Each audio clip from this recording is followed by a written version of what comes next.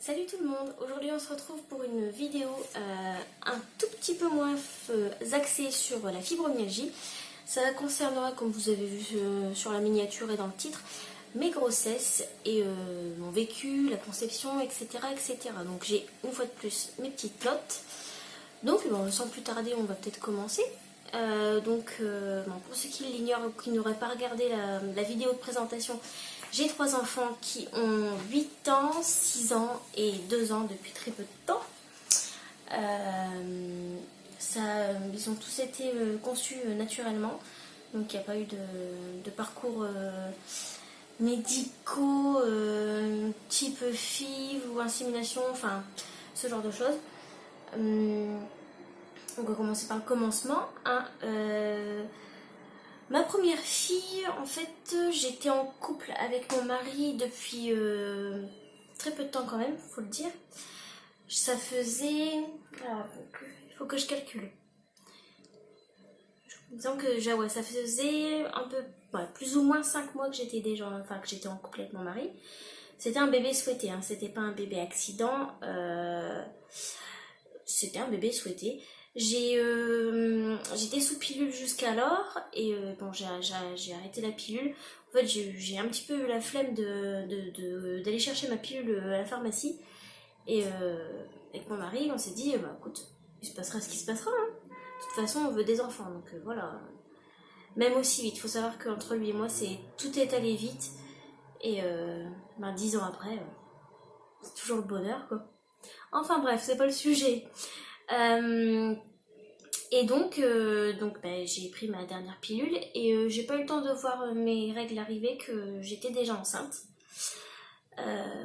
J'ai d'abord émis mes doutes auprès de ma mère en disant écoute maman, j'ai du retard, je sais pas si je suis enceinte ou pas. Elle m'a regardé de la tête aux pieds, elle m'a dit ça se voit hein, que t'as du retard. Donc, de là, je crois que c'est le soir même ou le lendemain, je ne sais plus, je suis allée chercher un test bleu clair, pour pas dire la vraie marque, sait-on jamais. En effet, j'étais enceinte de pas mal de temps, de quelques semaines, de 3 semaines je crois. Et donc de là, je suis allée faire une prise de sang.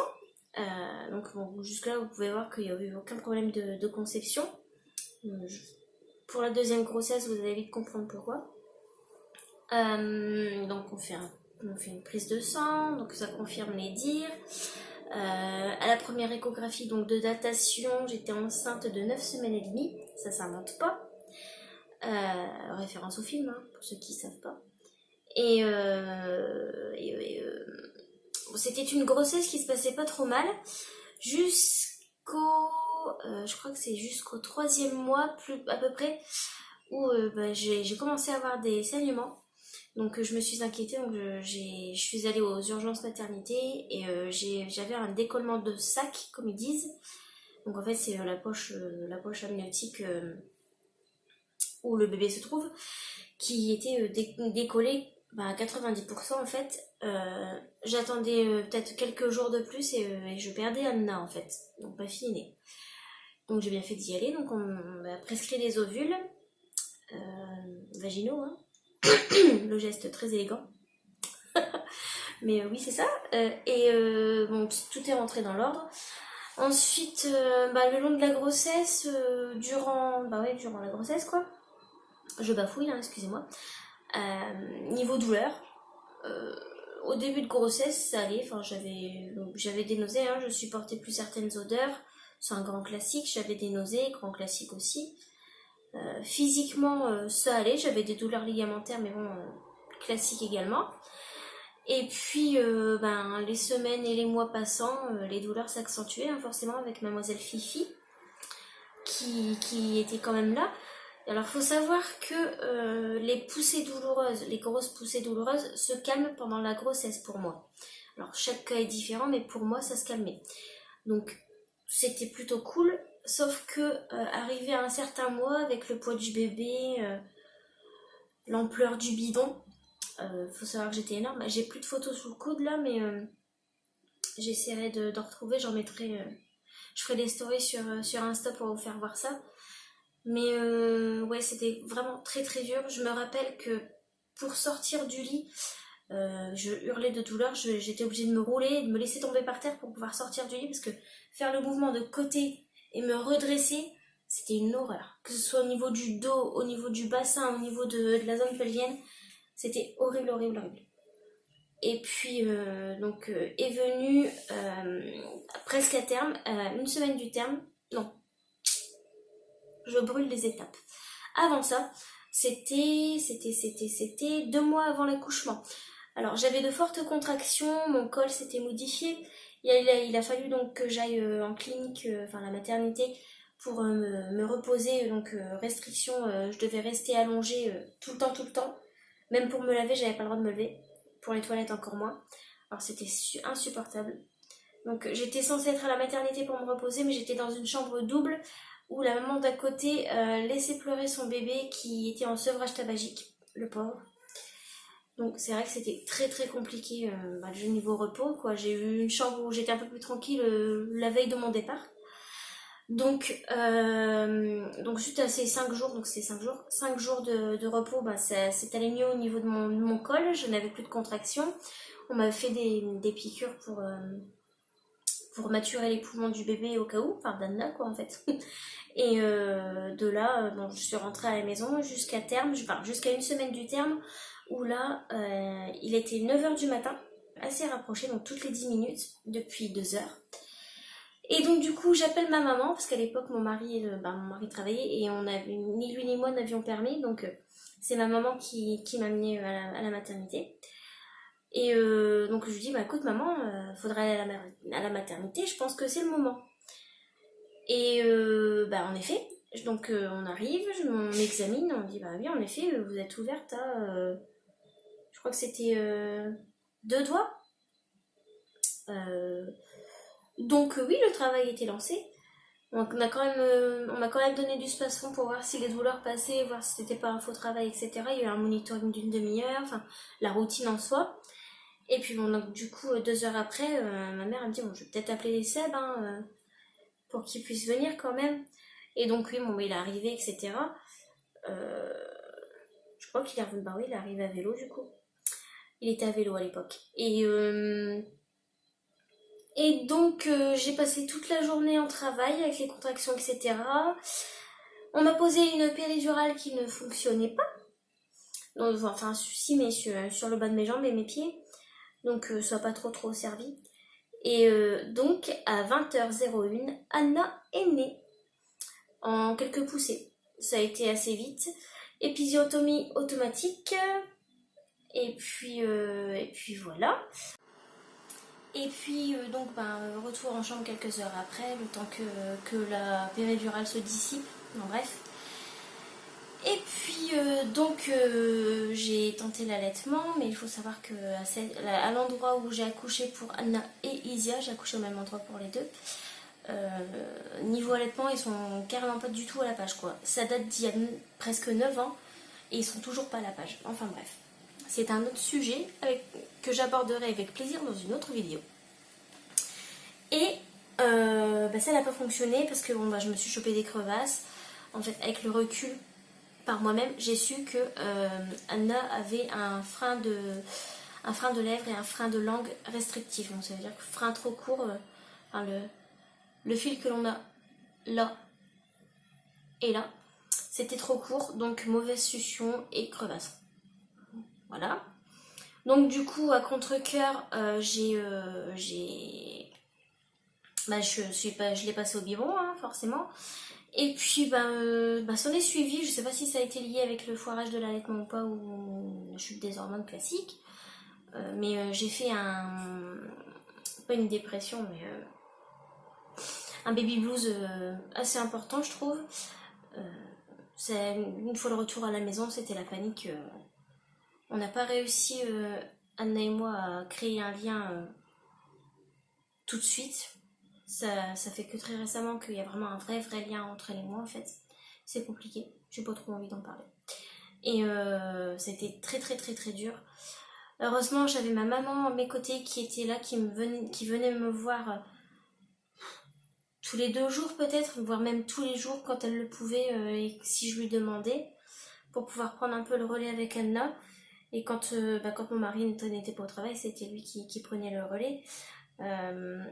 Il gérait tous les biberons de la nuit, l'échange, le bain, etc. Enfin, c'est un papa hyper impliqué et appliqué aussi.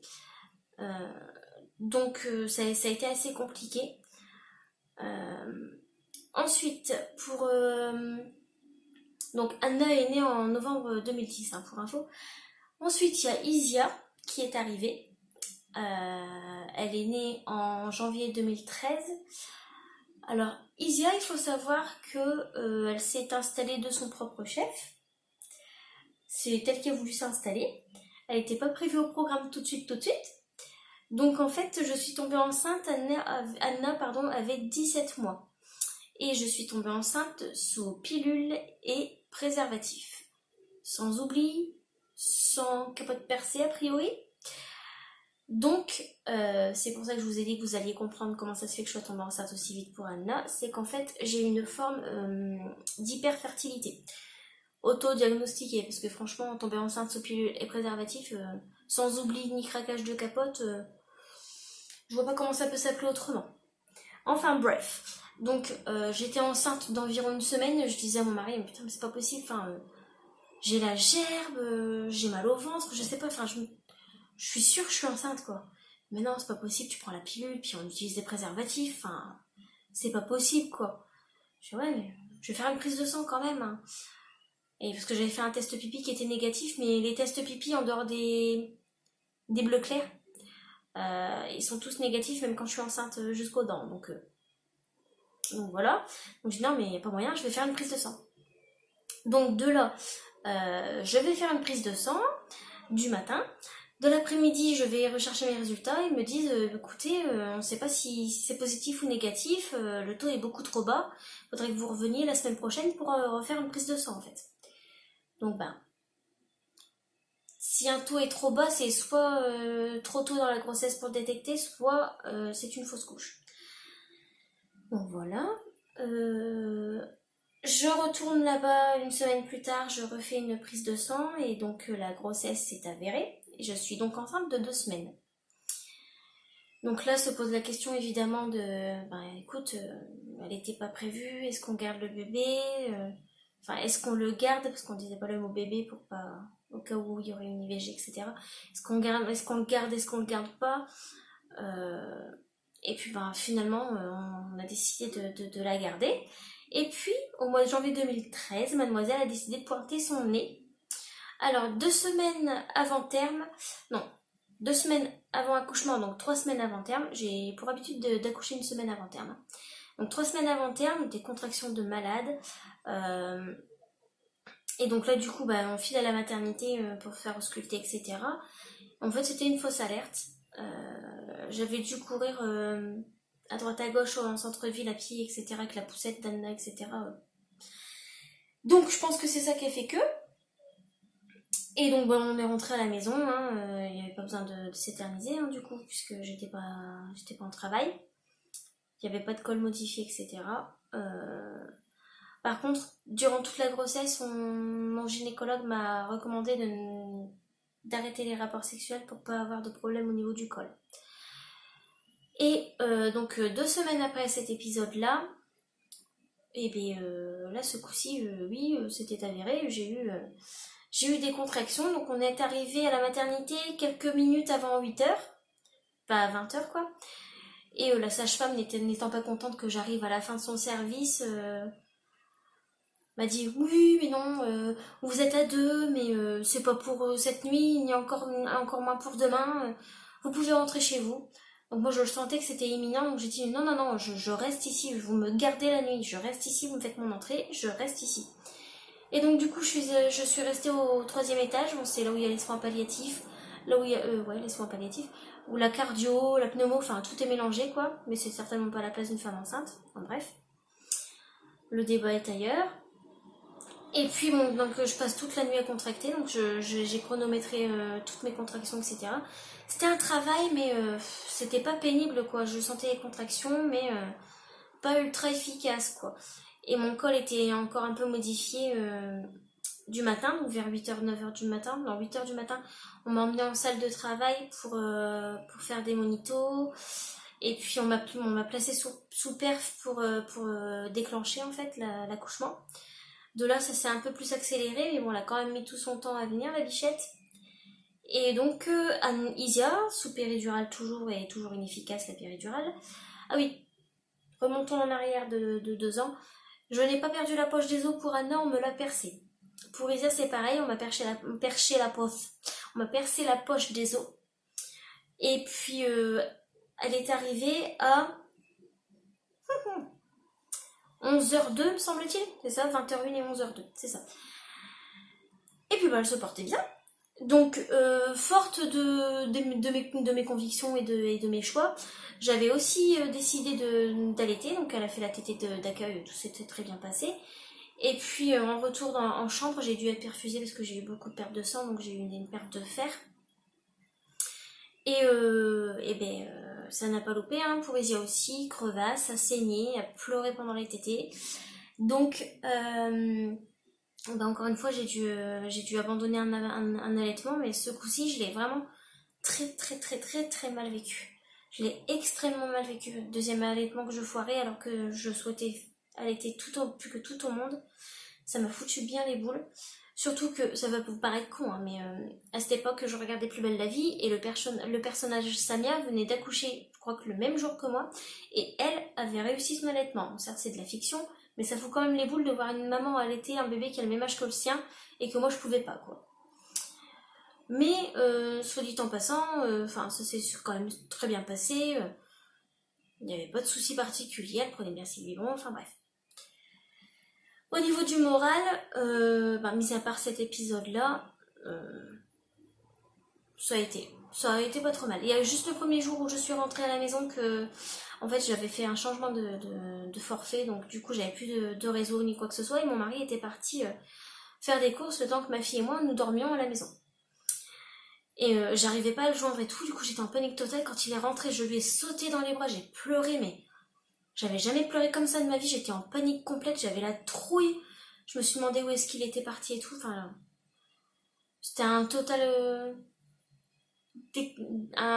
pétage de plomb, pardon.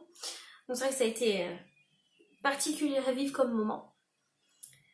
Et puis, après Isia, donc je me suis dit, non c'est bon, 2 c'est bien quoi. On va s'arrêter là.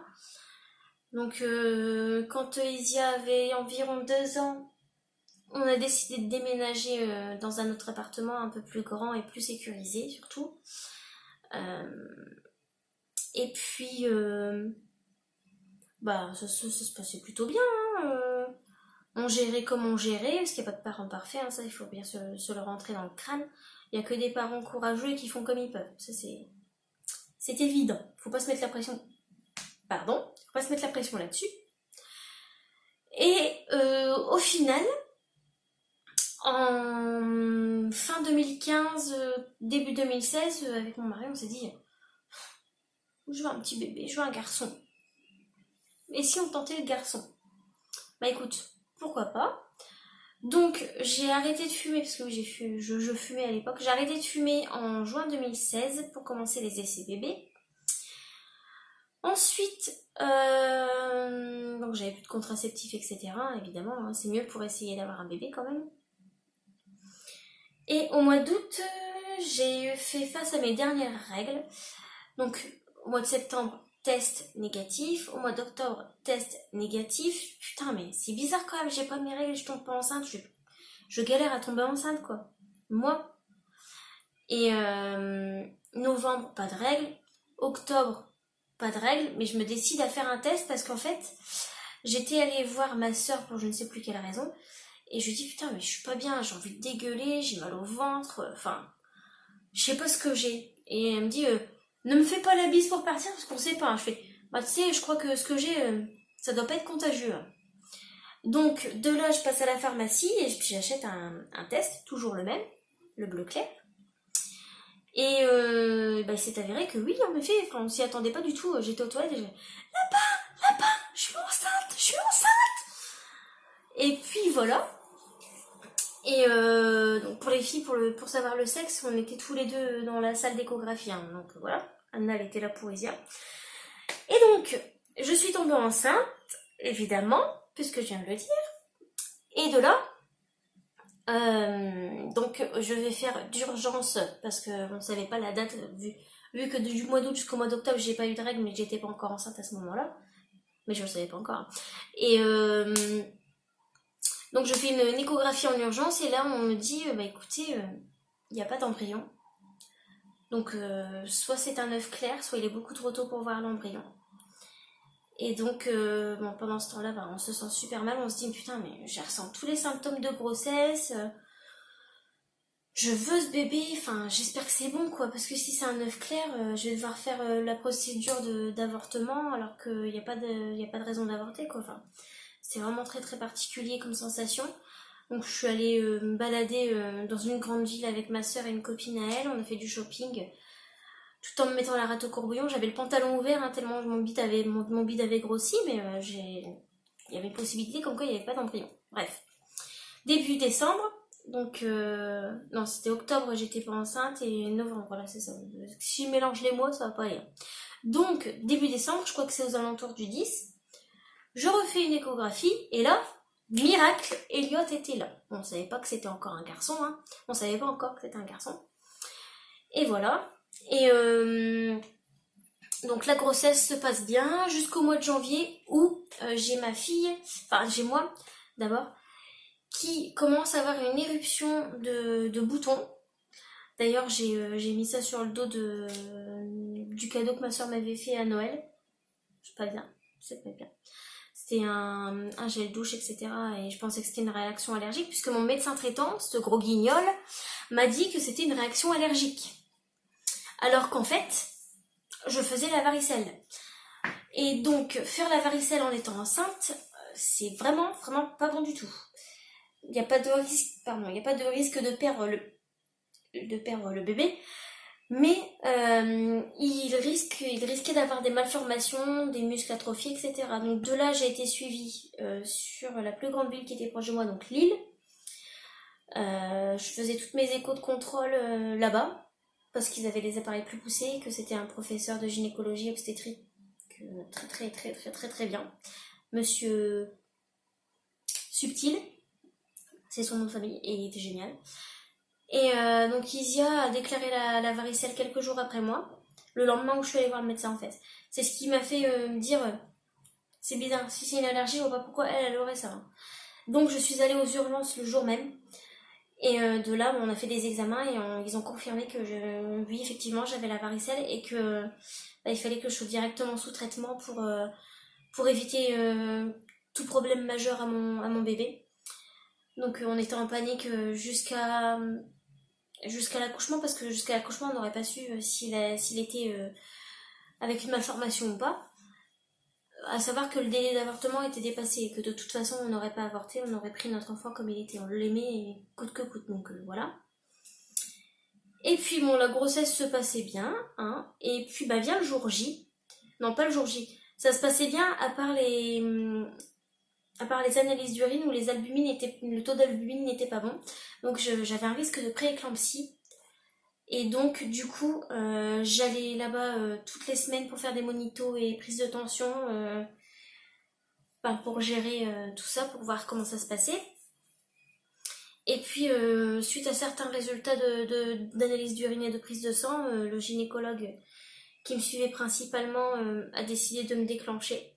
Donc une semaine avant la date prévue d'accouchement. Donc je devais accoucher le 9 août normalement, donc 2 jours après mon anniversaire.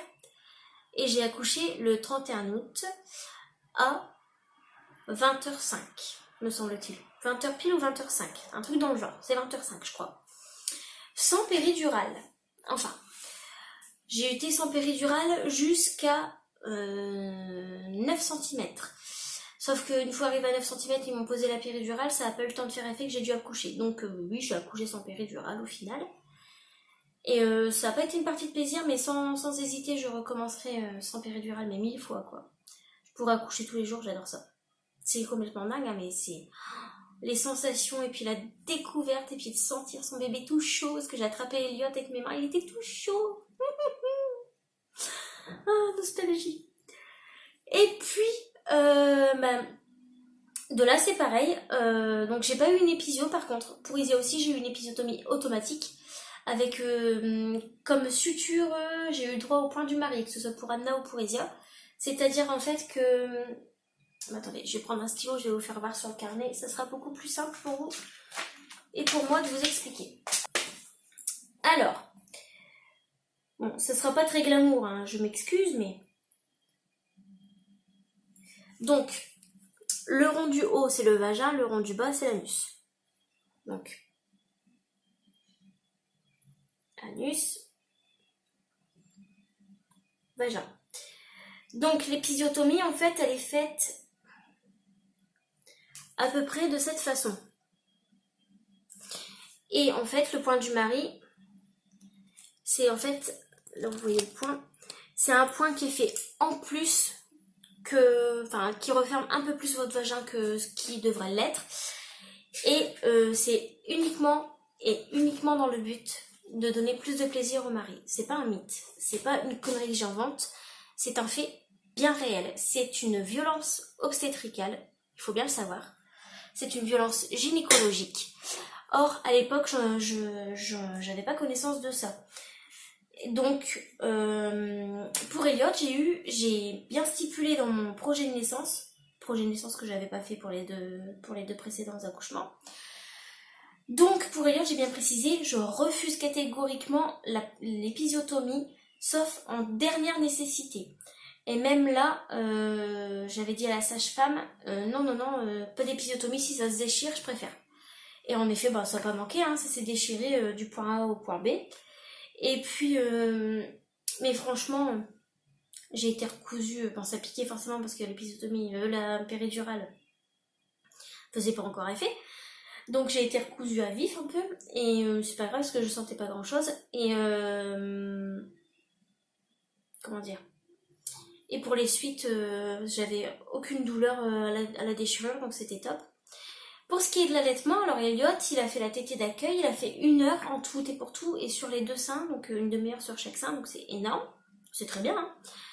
Et donc, au milieu de la première nuit, je me suis dit, putain, ça a dû être la fatigue de l'accouchement, etc. Je me suis dit, non, je vais pas y arriver, je peux pas continuer, alors que j'y tenais. Hein. Donc j'ai passé Elliot au biberon. Et même mon père, il vient me voir, il fait... T'es con ou quoi? Pourquoi tu l'as passé au biberon? Ton lait c'est le meilleur, machin. Oui, c'est mon choix, quoi, c'est tout. Et puis,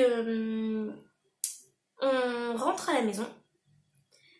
Il était au biberon, hein. J'avais fait acheter en urgence des biberons, des tétines et du lait de la poudre à mon mari. Et le lendemain matin, je me lève avec les seins énormes. Pire que ça, hein. Vraiment doublé voire triplé de volume de ça. Dur comme de la pierre, je pleurais ma mère tellement ça faisait mal. Mes seins coulaient tout seuls. C'est ce qu'on appelle la montée de lait. C'est horrible à vivre, mais c'est tellement bon pour le bébé après. Et donc ce jour-là, en fait, à 17h, il y a la sage-femme qui devait venir me voir dans le cadre du Prado. Je lui envoie un message du matin, je dis écoute Karine, j'ai les seins mais durs comme du béton, est-ce que tu n'aurais pas un tire-lait manuel pour que je puisse évacuer ou une solution pour arrêter le lait, machin. Elle me dit écoute, je te ramène un tire-lait manuel ce soir, mais ce que tu peux faire pour soulager, c'est le seul truc efficace, tu mets Elliot au sein. Tu verras, ça va te soulager. Et elle savait mon envie d'allaiter, elle le savait. Et donc je l'ai fait, ça m'a soulagée. Après ma mort, il y a une suite, hein. Et donc, arrivé le soir, elle arrive et tout, elle me dit alors, comment ça s'est passé, la rentrée à la maison, machin et tout à l'heure, dans la journée, ça a été avec tes seins, machin. Je dis écoute, je l'ai mis au sein et ça m'a soulagée, et j'ai changé d'avis, je vais l'allaiter en fait. Et de là, elle me dit tu sais quoi, je le savais, c'est pour ça que je t'ai dit de le mettre au sein, je savais que tu changerais d'avis quand tu aurais eu un contact comme ça et tout. Et donc, de là, j'ai allaité. Et j'allaite toujours, même si on est en phase de sevrage maintenant. Alors les 3 premiers mois, ça n'a pas été une partie de plaisir parce que je ne vais t'en savoir pourquoi je me suis obstinée à lui donner une tutute alors que j'avais connaissance et conscience du problème de la confusion sein-tétine. Donc à chaque tétée, j'avais le goût du sang dans la bouche, mais vraiment. Tous les jours, je me disais au moins 1 milliard de fois par jour, j'arrête, oh non je peux pas arrêter, oh si il faut que j'arrête, j'ai trop mal, non je peux pas arrêter. J'ai même essayé les bouts de sein, ça marchait pas parce que j'avais tellement de lait, j'avais une hyperlactation, donc beaucoup de lait, trop de lait, vite aussi, donc ref, donc des jets d'eau, de lait pardon, des jets d'eau. Et puis au bout d'un moment, je me suis dit, on va quand même lui virer la tutute, et puis advienne que pourra, quoi, on verra. Puis de toute façon, tout ce qui est, enfin la tutute, ce à quoi elle sert, c'est remplacer le sein. J'ai 2 seins, j'ai du lait, il n'y a aucune raison qu'il ait une tétine. De ce point de vue-là, j'ai arrêté de lui donner la tutute et le bout de sein. J'ai fait exclusivement du sein. Et les douleurs s'en sont allées. Et ça a été le début d'une belle aventure jusqu'ici, donc 2 ans d'allaitement, 1 an exclusif. On a pratiqué la DME, donc la diversification menée par l'enfant. Je vous invite à vous renseigner, je peux faire une vidéo aussi si ça vous intéresse, il n'y a pas de souci, moi je peux vous en parler, c'est avec plaisir. Et puis du coup voilà. Niveau douleur, etc., pour les 3 grossesses, ça a été plus ou moins pareil avec la fibromyalgie. Avec une recrudescence, si je puis dire, plus après accouchement. Surtout pour Anna, je me souviens, elle était toute petite, elle devait avoir 1 an. Non, 2 ans, 2 ans et demi, quelque chose comme ça, 2 ans et demi. Et donc Isia était petite aussi, elle avait 6 mois, quelque chose comme ça. Et je me suis retrouvée bloquée, j'ai dû me traîner par terre pour aller aux toilettes. Sous le regard d'Anna qui se demandait ce qui se passait, quoi. Donc niveau petite enfance, c'est vrai que ça a été un peu compliqué, surtout pour elles deux, de comprendre que maman elle avait mal et que la plupart du temps elle était incapable de marcher ou de ne serait-ce que d'ouvrir une bouteille ou quoi ou qu'est-ce, enfin la fibromyalgie en somme. Mais là, ces dernières années, elles comprennent beaucoup mieux. Quand elles voyaient que je grimace, que je j'ai mal. Par exemple, elles disent mais c'est ta maladie, ou t'as mal au dos, ou t'as mal à la jambe, t'as mal ceci, t'as mal cela. Donc elles s'inquiètent un peu, mais en expliquant, ça se passe très bien. Et du coup, voilà. Et ce qu'il faut savoir aussi, il y a un lien éventuel entre la fibromyalgie et la gynécologie, c'est l'endométriose. L'endométriose peut être un symptôme de la fibromyalgie. Donc, si jamais vous êtes fibromyalgique, et que vous avez le moindre doute sur une éventuelle endométriose, je vous invite à consulter votre gynécologue et à lui faire part de vos doutes si vous avez des symptômes qui se rapprochent de l'endométriose. Et donc, du coup, comme ça, ça pourra, j'espère pour vous, être écarté et dans l'autre cas, être diagnostiqué et traité le mieux possible. Et donc, du coup, oui, j'ai souffert d'une hyperfertilité. Ensuite, suite à Elliot, on a été catégorique, 3 enfants, c'est bien. On a réussi à avoir notre fils. Donc, on arrête là. Et donc, c'était il y a un peu plus d'1 an. J'ai eu un rendez-vous gynécologique pour pouvoir faire une stérilisation à visée contraceptive. Donc, c'est-à-dire que je me suis fait ligaturer les trompes. Et donc, depuis, on s'en porte pas plus mal. Et puis, là, depuis une bonne semaine, je commence à sevrer Elliot, c'est-à-dire que j'enlève des tétées, j'écourte les tétées. Ce qui a eu pour effet d'avoir un retour de couche, donc c'est-à-dire que mes règles sont revenues après 3 ans pile poil, mois pour mois, jour pour jour, d'absence. Donc c'est pas fun, ça m'avait pas manqué, mais alors pas du tout manqué. Mais il faut faire avec, je suis une femme, il faut l'assumer, même si c'est pas fun tous les jours. Enfin voilà. Donc si jamais j'ai pas répondu à certaines de vos questions, n'hésitez pas à me les mettre en commentaire. Vous pouvez liker la vidéo, vous pouvez vous abonner, c'est gratuit. Et puis, on se retrouve prochainement pour une autre vidéo. On se retrouve également sur mon réseau social qui est Instagram. parce que je n'ai plus la page Facebook, j'y suis quasiment jamais, j'arrive pas à gérer là-dessus, donc c'est Instagram exclusivement. Salut mes loups, je vous kiffe bien fort la molaire. Mouah.